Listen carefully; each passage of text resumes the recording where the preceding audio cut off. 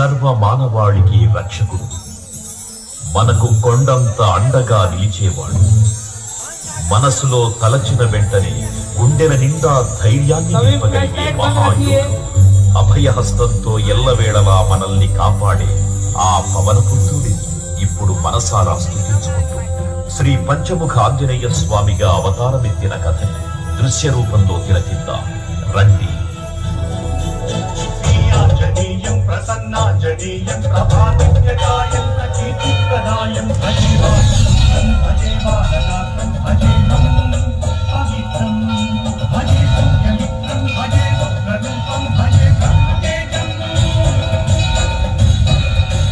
అది రామాయణ మహాయుద్ధం భీకరంగా సాగుతున్న తరుణం.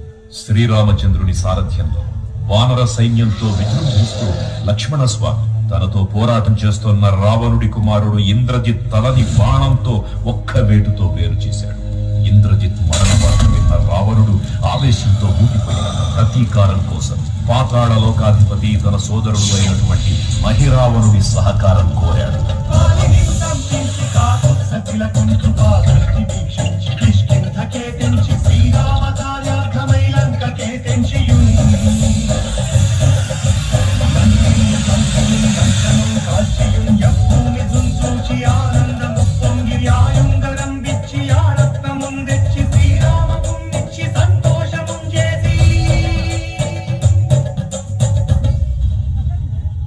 తన ప్రభువులను కాపాడుకోవడానికి వాయువేగంతో పాతాళ లోకానికి చేరుకున్న ఆంజనేయ స్వామికి సగం మొసలి సగం వానర రూపంలో ఉన్న వింత జీవి ముఖద్వారం వద్ద కాపలా కాస్తూ కనిపిస్తుంది.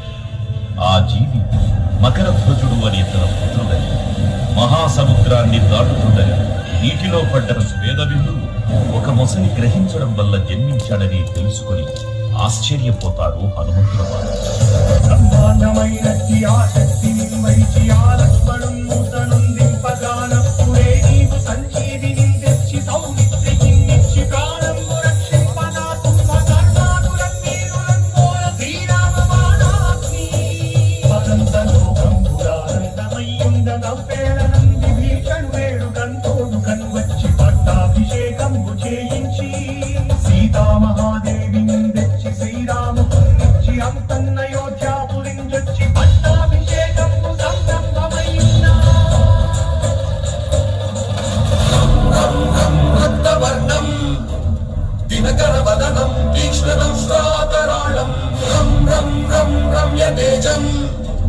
గిరిచలనగరం కీర్తి పంచాదిభద్రం రం రం రం రాజయోగం సకల శుభనిధిం సర్వవేదాళ వేద్యం రం రం రం రాక్షసాంతం సకల విశేషం రామదూతం నమామి ఖం ఖం ఖం ఖడ్గహస్తం విషజ్వరహరణం వేద వేదాంత దీపం ఖం ఖం ఖం ఖడ్గరూపం త్రిభువన నిలయం దేవతా సుప్రకాశం ఖం ఖం ఖం కల్పవృక్షం మణిమయమతులం మాయమాయా స్వరూపం ఖం ఖం ఖం కాల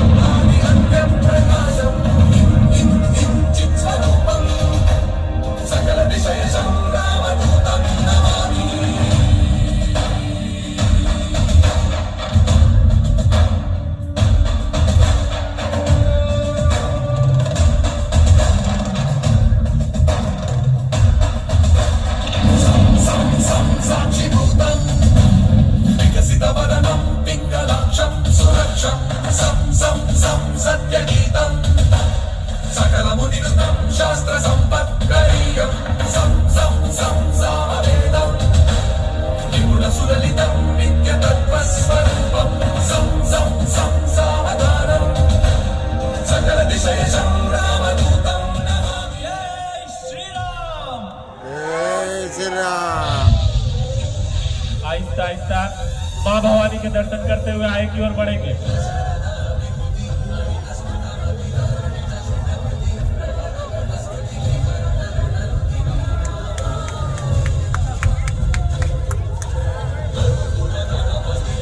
आहिस्ता आहिस्ता माँ भवानी के दर्शन करते हुए